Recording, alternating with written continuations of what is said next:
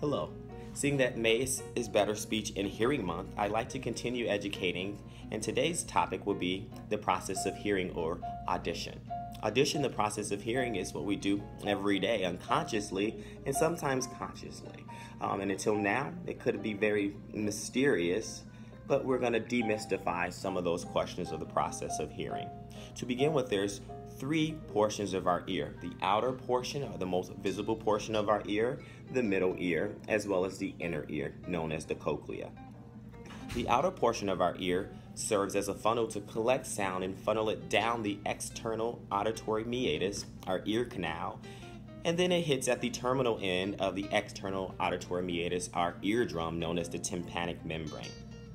Once it hits the tympanic membrane is set into vibration, and attached to that or articulated to the tympanic membrane are three little bones known as the ossicles, known as the malleus, incus, and the stapes. Those ossicles are set into motion, and it's very similar to the locomotion train movement. The tympanic membrane wiggles, the ossicles are set into vibration in the middle ear. The middle ear should be a hollowed cavity, and at the inferior portion of the cavity is lies our eustachian tube. Our eustachian tube helps to equalize pressure both internally as well as externally when we swallow, when we yawn, as well as when we chew. The middle ear functions to equalize pressure, which is why when we're in an elevator or an airplane, sometimes it takes a while for our ears to regulate because the pressures are still unequal.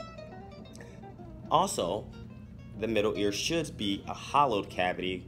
However, sometimes we have sinuses, our ears are plugged with fluid, and then those type of things can affect the transmission or transduction of the sound. So again, those ossicles are set into vibration by means of the tympanic membrane, and then those ossicles meet the inner ear or the cochlea. The cochlea is fluid filled with both perilymph as well as endolymph fluids. And then those fluids set into vibration, and they stimulate certain frequencies or piano keys or pitches. Typically, we think of the piano from low to up, up, up, up, up. However, at the entrance of our inner ear are the high piano keys or high frequencies. This is important to note because from a speech language pathologist perspective, as well as from an audiology perspective, high frequencies, or women and children, or consonants, are typically the first to go with the normally age-progressing hearing loss. With a normally age-progressing hearing loss known as a presbycuous type of hearing loss, consonants or clarity is typically the first to go. Moving back to the anatomical perspective, we've reached the inner ear. With the inner ear, which is fluid-filled, it lastly sends the signal that's received via the brain by means of the eighth cranial nerve, known as the vestibular cochlear nerve. The vestibular cochlear nerve has two names because vestibular, our balance, and our balance is also in the semicircular canals, which is connected to the cochlea or the inner ear. The signal is then sent to the brain, which is where our brain decodes it and makes sound, something meaningful to us.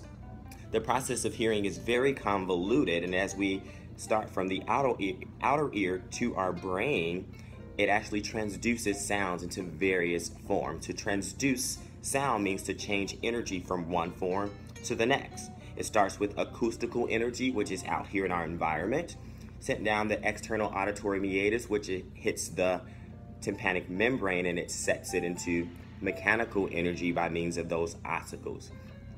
The ossicles are located again in the middle ear. Once we reach the inner ear, the energy is again changed from mechanical to hydraulic energy by means of the fluid in the cochlea. And then lastly, it's sent via the cochlea.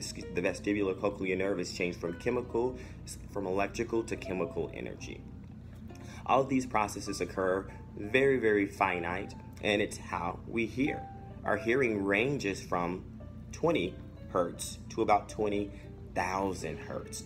And hertz are simply cycles per second. Men's voices, similar to mine, typically have lower cycles, while women and children typically have higher cycles. Men's voices typically is where volume or vowel sounds are, and women and children voices typically is where consonants and clarity lies.